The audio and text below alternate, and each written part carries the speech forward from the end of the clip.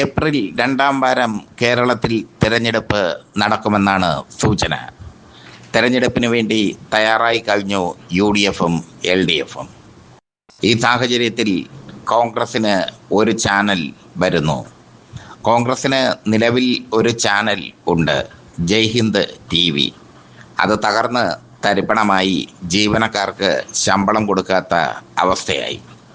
ഈ സാഹചര്യത്തിൽ കോൺഗ്രസിൻ്റെ സ്ട്രാറ്റജിയെ നിയന്ത്രിക്കുന്ന, കോൺഗ്രസ് അജണ്ട നടപ്പാക്കുന്ന ഒരു ചാനൽ ഇവിടെ ലോഞ്ച് ചെയ്യുന്നു, ബിഗ് TV.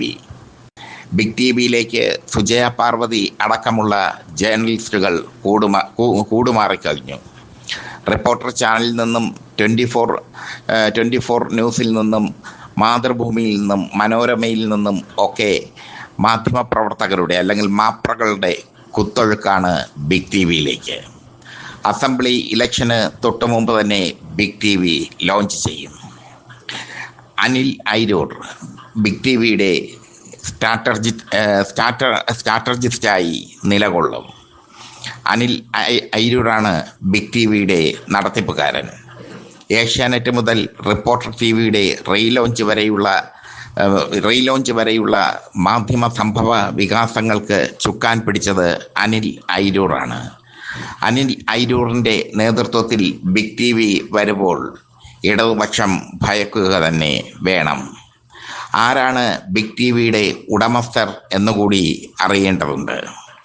ഹൈദരാബാദ് ആസ്ഥാനമായി പ്രവർത്തിക്കുന്ന റെഡ്ഡി ഗ്രൂപ്പിൻ്റെ ഉടമസ്ഥതയിലുള്ളതാണ് ബിഗ് TV.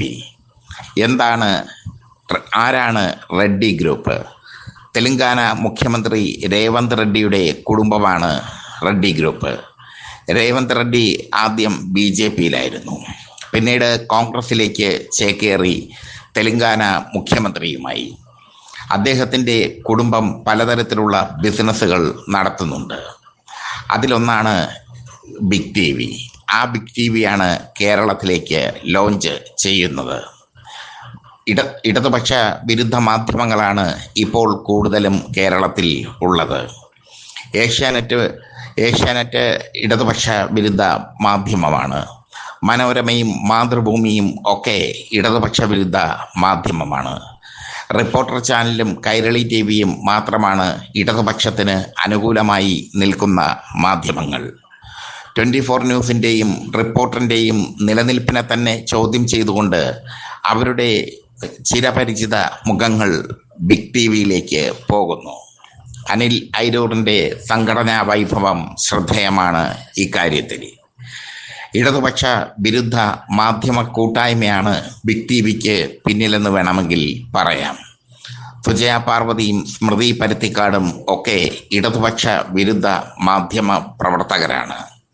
അവരെല്ലാം ചേക്കേറിയിരിക്കുന്നത് ബിഗ് TVയിൽ എന്നുള്ളതാണ് ശ്രദ്ധേയം. അത് ലോഞ്ച് ചെയ്യുന്ന സമയവും വളരെ പ്രാധാന്യപ്പെട്ടതാണ്. കാരണം അസംബ്ലി ഇലക്ഷന് തൊട്ട് മുമ്പ് ബിഗ് TV ലോഞ്ച് ചെയ്യുന്നു. അങ്ങനെ ലോഞ്ച് ചെയ്യുമ്പോൾ ഒരുപാട് പ്രതീക്ഷകൾ കോൺഗ്രസ് വെച്ച് പുലർത്തുന്നുണ്ട്. കോൺഗ്രസിന് അധികാരം നേടിക്കൊടുക്കുക എന്നുള്ളതായിരിക്കും ബിഗ് TVയുടെ പ്രധാന ലക്ഷ്യം. ഇടതുപക്ഷം കരുതലോടെ കാണേണ്ട ഒരു കാര്യമാണിത്. അനിൽ ഐരൂർ നയിക്കുന്ന ബിഗ് TV അവരുടെ ആശയം ജനങ്ങളിലേക്ക് ഇൻജക്റ്റ് ചെയ്യും ചാനൽ വഴി. കോൺഗ്രസ്സുകാർക്ക് ഇപ്പോൾ നിലവിൽ ഒരു ചാനലില്ല. ഏഷ്യാനെറ്റും മനോരമയും മാതൃഭൂമിയും കണ്ടാണ് അവർ സായുജ്യം അണയുന്നത്. വളരെ കൊട്ടിഘോഷിച്ച് കോൺഗ്രസ് കൊണ്ടുവന്ന ജയ്ഹിന്ദ് TV തകർച്ചയുടെ പരിപൂർണതയിൽ എത്തി നിൽക്കുന്നു. കോൺഗ്രസ്സുകാർ പോലും ഈ ചാനൽ കാണുന്നില്ല.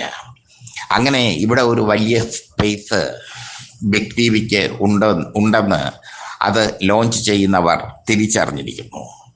മാധ്യമപ്രവർത്തകർക്ക് അഥവാ ഞാനടക്കമുള്ള മാപ്രകൾക്ക് ഇപ്പോൾ എത്തിക്സ് ഇല്ല എന്നുള്ളതാണ് വലിയൊരു പ്രശ്നം. പണം എവിടെ കൂടുതൽ കിട്ടുമോ അവിടേക്ക് ചേക്കേറും മാപ്രകൾ. അവർക്ക് സ്വന്തമായി ഒരു എത്തിക്സ് ഇല്ല. പണ്ടത്തെ മാധ്യമ പ്രവർത്തകർ അങ്ങനെ ആയിരുന്നില്ല. അവർക്ക് ഒരാശയം ഉണ്ടായിരുന്നു. ആ എത്തിക്സിന് അനുസരിച്ച് അവർ പ്രവർത്തിച്ചിരുന്നു. പക്ഷേ ഇപ്പോൾ മാധ്യമപ്രവർത്തകർ യന്ത്രങ്ങളായി മാറിയിരിക്കുന്നു. പണ്ടത്തെ മാധ്യമപ്രവർത്തകരിൽ എഴുത്തുകാർ ഉണ്ടായിരുന്നു, ചിന്തകർ ഉണ്ടായിരുന്നു, രാഷ്ട്രീയ പ്രവർത്തകർ ഉണ്ടായിരുന്നു, സാംസ്കാരിക പ്രവർത്തകർ ഉണ്ടായിരുന്നു. ഇന്നത്തെ പ്രവർത്തകരിൽ എത്ര പേർ ഇങ്ങനെയുണ്ട് എന്ന ചോദ്യം അവശേഷിക്കുന്നു. ഇന്നത്തെ മാധ്യമപ്രവർത്തകരെ സംബന്ധിച്ചിടത്തോളം അവരുടെ ലക്ഷ്യം പണവും ഗ്ലാമറുമാണ്. മാധ്യമപ്രവർത്തകർ സെലിബ്രിറ്റികളായി മാറിക്കൊണ്ടിരിക്കുന്ന കാലമാണ് ഇന്ന്.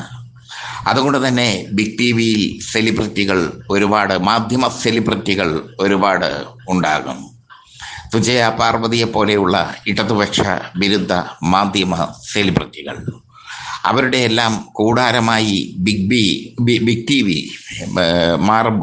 വി മാറുമ്പോൾ അത് ഇടതുപക്ഷത്തിന് നൽകുന്ന തിരിച്ചടി ചെറുതായിരിക്കില്ല എന്ന് ഇടതുപക്ഷം തിരിച്ചറിയണം. കാരണം ഇവിടുത്തെ മാധ്യമ സ്ഥാപനങ്ങൾ എല്ലാം അവരുടേതായ ഇടതുപക്ഷ വിരുദ്ധ അജണ്ട നടപ്പാക്കുന്ന ചാനലുകളാണ്. കോൺഗ്രസിന് ഒരു മുഖപത്രമുണ്ട്, വീക്ഷണം. ആ വീക്ഷണം കോൺഗ്രസ്സുകാർ പോലും കൈകൊണ്ട് തൊടില്ല.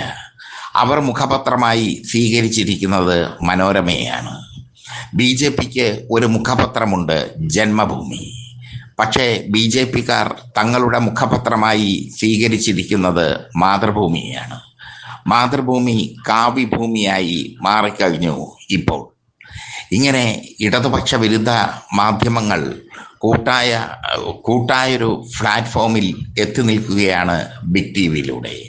അവരെല്ലാം കൂട്ടമായി ബിഗ് ടി വി എന്ന പ്ലാറ്റ്ഫോമിൽ എത്തി നിൽക്കുകയാണ്.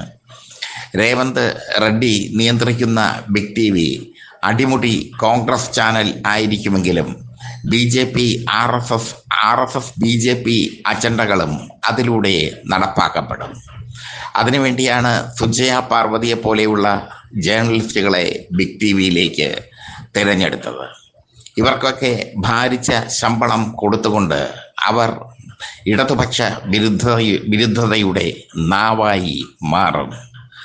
എന്തായാലും റിപ്പോർട്ടർ ചാനലിലും 24 ന്യൂസിൽ റിപ്പോർട്ടർ ചാനലിൽ നിന്നും 24 ന്യൂസിൽ നിന്നുമാണ് ഒരുപാട് ജേർണലിസ്റ്റുകൾ ബിഗ് ടി വിയിലേക്ക് പോയിരിക്കുന്നത്. മനോരമയിൽ നിന്നും മാതൃഭൂമിയിൽ നിന്നും ബിഗ് ടി വിയിലേക്ക് പോയിട്ടുണ്ട് മാധ്യമപ്രവർത്തകർ. അവരുടെയൊക്കെ പേരുകൾ പറഞ്ഞു കഴിഞ്ഞാൽ നീണ്ടുപോകുന്നത് കൊണ്ട്, സ്റ്റോറി ബോറാകുന്നത് കൊണ്ട് ആ പേരുകൾ പറയുന്നില്ല. ചാനലിലെ പ്രധാന മുഖങ്ങളെല്ലാം ബിഗ് ടി വിയിലേക്ക് പോകുമ്പോൾ ഇടതുപക്ഷം ജാഗ്രതയോടെ ഇരിക്കണം എന്നാണ് പൊളിറ്റിക്സ് കേരളയ്ക്ക് പറയാനുള്ളത്. കാരണം മാധ്യമ പ്രവർത്തനം യാന്ത്രികമാകുന്ന ഈ കാലഘട്ടത്തിൽ, മാധ്യമ പ്രവർത്തനം മുതലാളി പറയുന്നതനുസരിച്ച് ചെയ്യുന്ന ഈ കാലഘട്ടത്തിൽ ഇടതുപക്ഷ വിരുദ്ധത മുതലാളിമാരുടെ നയമാണ്. ആ നയം പാലിക്കാൻ ബിഗ് ടി വിയും ബാധ്യസ്ഥരാണ് എന്നുള്ളതാണ് ശ്രദ്ധേയമായ കാര്യം.